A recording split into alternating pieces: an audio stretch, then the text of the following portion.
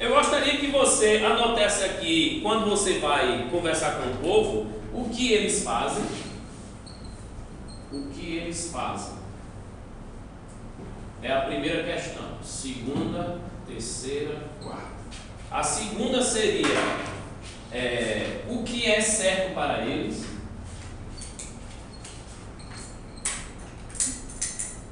Isso com qualquer pessoa que você vai conversar. Terceiro, por favor, o que é verdadeiro para eles?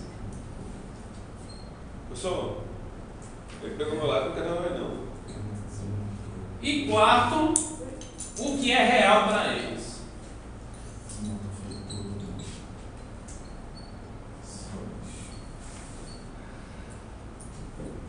Eu tenho que ganhar tempo, Tony. Por favor, me economize. Bem, quando eu pergunto o que eles fazem, eu estou falando sobre o quê? Sobre a forma deles agirem, sobre o seu comportamento. É como se eu estivesse analisando o comportamento do indivíduo. Comportamento. Se não entender, me pergunto, que eu traduzo desse grego para o português. Tá certo? Quando eu pergunto o que é certo para eles, eu estou perguntando como eles julgam as coisas, qual é o parâmetro que eles têm para analisar o que é certo e o que é errado. É o que a gente vai chamar aqui de valores. Quais são os valores desse povo, desse grupo, dessa família, desse indivíduo? É o olhar antropológico. Eu estou analisando um comportamento, mas eu também tenho que analisar os valores, porque a partir dos valores vem o comportamento. A terceira coisa aí, o que é verdadeiro, seria basicamente as crenças. E por último, aquela pergunta, o que é real? É o que a gente vai chamar aqui de cosmovisão. Qual é a cosmovisão do indivíduo? A forma de ver o mundo. Eles acreditam em que de verdade? Quais são os valores entre o certo e o errado, o bom e o melhor na avaliação deles? E por que eles agem assim? Eles agem assim porque eles veem o mundo dessa forma, acreditam nisso, valorizam isso, por isso que eles agem assim. E sabe qual é o problema da gente? A gente não vai atrás da cosmovisão, nem das crenças, nem dos valores, e já quer julgar o comportamento do indivíduo. Hoje o povo aqui anda tudo nu, o que é isso? Povo imoral, né? Povo indecente. Aquela história que eu contei lá em Santa Rita. O que é verdadeiro. O que eu contei lá em Santa Rita, que a missionária não foi mais para a África, porque trouxe uma fita para assistir com a mocidade das mulheres que estavam nuas, no seio de fora. E aqui não era indecente para o pastor daqui. O pastor daqui entendeu que aquilo é indecente. O que é que ele avaliou? Somente o comportamento. Ele não sabe a ideia de valor, a ideia de crença e a cosmovisão daquele povo. Ignorou, né? Como aqui a nossa cultura do mostrar o seio é o indecente, a mulher que mostra o seio, ela é prostituta, ela é imoral, ela é indecente, isso é coisa do cão, do capeta. Então é com o olhar da indecência que ele olhou para esse comportamento, porque ele tem outros valores sobre o que é certo e o que é errado no comportamento do mostrar os seios. Mas na África o indecente é mostrar as coxas. Mas os seios, que amamenta, é como mostrar a mão e o rosto. Não faz diferença nenhuma para a questão da imoralidade. Quer falar, meu? É aí que eu pergunto, até onde vai o que é certo e o que é errado? Boa pergunta. Qual é o manual de prática e de fé do cristão? Aí nós temos uma cosmovisão cristã e nós acreditamos que o que a Bíblia afirma é verdadeiro e absoluto, porque é palavra de Deus, e nós acreditamos nisso, por isso que os nossos valores de certo e errado vêm da Escritura, é por isso que o nosso comportamento deve estar sujeito à Escritura. Então a gente tira a roupa ou bota a roupa de acordo com a Escritura. Pode falar. Agora, nessa questão valorativa, a gente vai dizer assim, mesmo tendo a Bíblia como base, a Bíblia não é um manual que vai dizer que tipo de roupa vestir. Mas a definição lá é aquilo que possa trazer o outro ou não. O escândalo, a ética social, não é? A consciência moral mútua. Então a gente vai fazer essa aplicação. Agora é claro, hoje em dia as culturas são mais respeitáveis. Se eu vou para determinada cultura, onde eles sabem que eu sou de uma cultura do vestido completo, eles podem até me aceitar assim, contanto que eu não obrigue eles a ser como eu, nesse aspecto de que só com esta roupa que eles estão certos. Porque eu devo ensinar a eles a não escandalizar o outro, a não despertar o desejo sexual no outro. Você está entendendo? Se aqui mostrar as coxas não tinha problema nenhum, mas lá tem, eu não vou dizer para ele, rapaz, deixa as coxas de fora aí, porque na minha cultura lá não tem esse negócio não. Em contrapartida, eu devo estudar o que eles fazem, o que é certo para eles, o que é verdadeiro para eles e o que é real de verdade para eles. Tem cultura que tudo é espiritualizado. E por trás de tudo tem um espírito. E como é que eu vou trabalhar com isso com eles? Então a cosmovisão faz diferença quando eu vou evangelizar alguém? Sim. Eu estive em companhia de alguém que orava para anjo da guarda e estudava no seminário. Quando falou, eu sentava assim na frente, eu era gaiato parecido com, entendeu? E aí quando as pessoas falavam alguma coisa que não convinha, eu discretamente olhava para a pessoa. Aí eu olhei e disse, como? Tu ora para quê? E ela falou assim, respeita a minha fé. Eu disse, olha, eu respeito a sua fé até você respeitar a escritura. Ela fez, como assim? Eu disse, a Bíblia não manda a gente orar a Deus não, ou ao anjo não, nem orar ao Pai. Jesus disse, quando orares, ore assim, anjo da guarda. Irmã, ela travou na hora. Aí o professor Manuel, congregacional, que Deus o tenha, porque ele está vivo, né? Lá em Campina Grande, a Manuel disse, o Gil está certo. Hoje ele está certo, o professor disse. Hoje ele está certo. Aí foi lá tentando corrigir, a irmã saiu do seminário porque não queria largar o anjo, né? O ministério já segurou. Se eu tiver que falar para você como deveria ser, é assim, ó. Deveria ser assim, ó. Cosmovisão, tá certo? Aí depois eu deveria falar sobre crenças, aí depois eu deveria falar sobre valores, aí depois, está bem retinho, né? Eu deveria falar sobre comportamento. Eu não posso analisar o comportamento sem que eu vá atrás do que é real, verdadeiro e certo para ele. Porque aquele comportamento está dentro de uma forma de ver o mundo, de uma forma de valorizar as coisas. E o problema é que a gente chega para um indivíduo já colocando ele no inferno.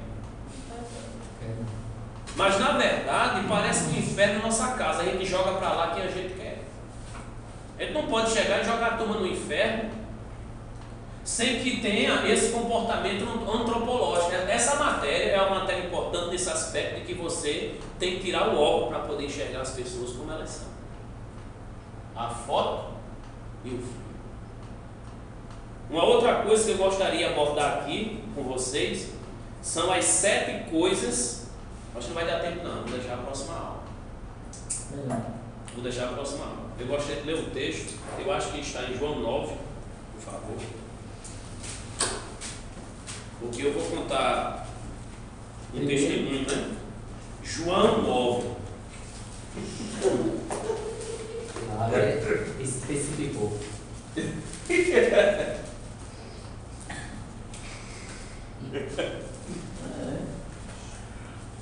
João. Deixa eu ver aqui. Eu vou deixar mesmo. É João 7,24. Não é 9, é 7,24. É isso, 7,24. Eu achava que tinha a ver com o 7, mas não tinha a ver com o 7. Como é que diz aí? Não julgais pela aparência, e sim pela reta da justiça. Não fique me julgando pela aparência, não. Eu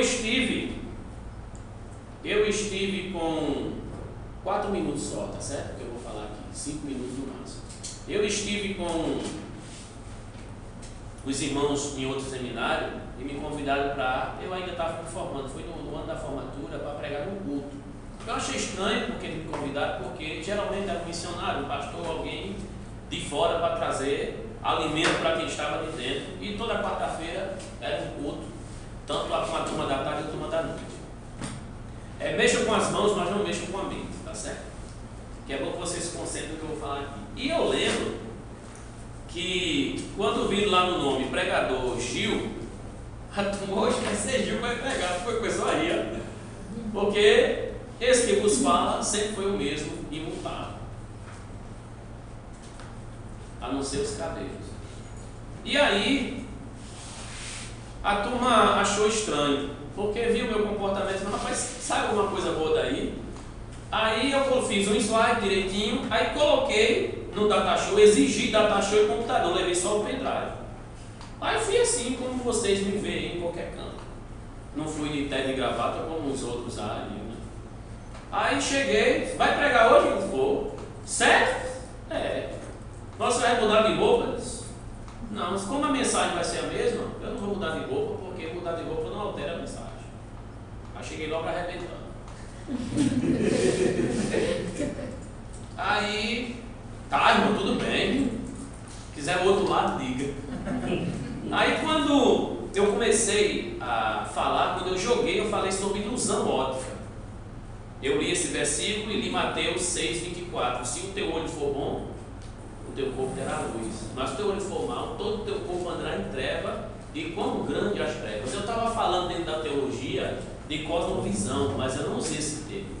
Aí eu disse, irmãos, o que é que vocês estão vendo? Um cavalo ou um homem? Aí o que é que vocês estão vendo? Um elefante? Eu botei aquelas fotos de ilusão óptica, não é? Eu coloquei o nome vermelho de verde. Eu disse, que cor é essa? A turma dizia verde, vermelho, não é? Eu comecei a colocar as coisas estranhas. Você está percebendo que nem todo mundo olha igual para a mesma coisa e tem a mesma conclusão? Como é o nome disso? Vocês que são teólogos chamam isso de cosmovisão, né? Eu não, eu chamo de foto ou filme. O que é que você vê? Esse era o tema da mensagem. Aí, como eu falei do olho bom e do olho mau, e falei, não julgo pela aparência, mas julgo pela reta justiça, vá fundo antes de formar conclusões, aí eu fui e coloquei o piu-piu e o frajola. Pá! Eu disse, tem os irmãos que vão atrás de Russell Shedd, John Stott, né? Vai atrás de outros camaradas aí que tem o Augusto Nicodemos aí, é Augusto na vida. Mas eu queria falar hoje de uma teologia que eu aprendi com minha avó, Dona Maria Francisca da Conceição, analfabeta. Aprendi com Roberto Justo no programa Aprendiz. E aprendi com essa turminha aí que perseguiu a minha infância, principalmente com o preto, o frajola. Porque com de piu-piu não deu nada, a turma, né? Aí eu disse, esse indivíduo aí, o piu-piu, ele estava na gaiola, a vovó costurando, de óculos, aí vem, vocês vão lembrar da cena, quem assistiu. O camarada com um potinho, a tinta, o pincel, aí vai lá no óculos da avó e desenha a gaiola, tudo bonitinho, para quando a avó olhasse, vinha um passarinho lá na gaiola. Mudou a lente, mudou a vida da pessoa, mudou a forma da pessoa agir, porque mudou a lente. E a turma lá concentrada no que eu estava dizendo. Aí eu disse, o infeliz das costas ocas, o gato, ele era o diabo atrás do passarinho lá, o crente, novo convertido, que chega na igreja, a gaiola. Mas a igreja quer que ele fique na gaiola, a velha, que está lá costurando a roupa que ele tem que vestir. Olha aqui a analogia profunda, serve de Deus. Aí quando eu comecei a falar sobre isso, eu disse, irmãos, toda vez que a véia olhava, o passarinho estava lá. Mas não estava, porque o real é diferente daquilo que nossos olhos veem. Aí eu comecei a, irmão, vamos dar uma olhada na Bíblia, ver se isso tem razão. Eva, aí eu me ajeitei. Para quem nunca viu nada em mim, vai ver agora. Aí diz, ei, é agora, é agora. Eu disse, Eva viu que a árvore era agradável à vista. E foi pela visão que ela foi perto. Quando a gente vai para Davi e Samuel chega para ungir o rei de Israel, o que é que Deus diz a ele? Não olhe para a aparência. Quando Sansão cai, quando Salomão cai, eles caem porque vê na mulher algo agradável à vista. Quando, no capítulo 6, os filhos dos homens olham para a formosura das filhas que ali estavam, eles pecaram por conta daquilo que viram.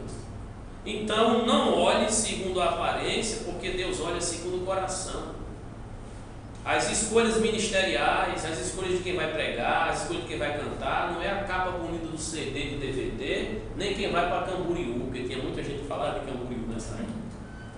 Aí eu comecei a dizer, as pessoas quando olham para o texto de Geazi e Eliseu, no capítulo 6 e 7 de 1 Reis, quando ele denuncia as artimanhas do rei da Síria, ele vai para Azoto e quando chegam lá e cercam a casa, o menino acorda cedo e dá uma olhada e vê carros e cavalos ali, mas o Eliseu via além da foto. Ele disse, Senhor, abre os olhos deles para ver carros e carruagens de fogo em volta de Eliseu e Geazi. Irmão, quem olha a foto quebra princípio, quem olha a foto perde privilégio, mas quem olha o filme enxerga o sobrenatural. E eu comecei a trazer algo tão profundo ali, um palhaço, um cara ridículo de Bahia, de uma terra de ninguém, trazer lições profundas e o povo, Gil, vai pregar a teologia do flajola na minha igreja, vai pregar. Eu disse, irmão, mas eu queria encerrar depois de ter falado tantos personagens que olharam a foto e não olharam o filme. Aquela mulher do fluxo de sangue, ela olhou muito longe, porque todo mundo só dava foto, 18 anos a ela, desenhava sempre a foto do fracasso na vida dela. Mas aí ela olhou um filme que só Deus dá um filme desse. Se eu tão somente tocar, eu serei curado. Eu acredito que o que está faltando da gente não é o olhar antropológico, é o olhar de Deus. Porque quem olha com amor e quem olha de acordo com os óculos divinos, com o olho que Deus dá a gente, pode ter certeza que a gente vai conseguir valorizar qualquer alma. Até o mata-sete, que eu fiquei com muita raiva daquele camarada que matou 7 numa faca usada por causa de uma galinha, não é? Que deram uma surra nele. Quando eu vi o vídeo, eu disse, infeliz, se fosse eu dava mais.